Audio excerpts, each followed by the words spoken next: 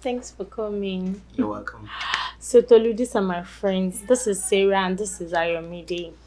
Hello. Sarah, Ayomide. This is Tolu, my boyfriend. You're so cute. I'm telling you, so handsome. Thank you. It's very shy. Hey, you good? Did you 1 minute? When you are so silent, Monica admire. I'm up at Tembi. You know what? Don't worry. Don't worry about that.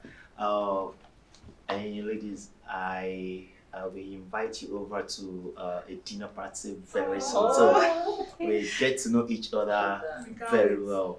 Okay? We can't wait. Don't worry. Just rest assured, okay? Yeah. Alright. Anyways, oh babe, let me get you something to eat, Jaro. I'm okay. You have a very beautiful place. Thank you. It's nice. And you can't be okay with this alone. I'm fine.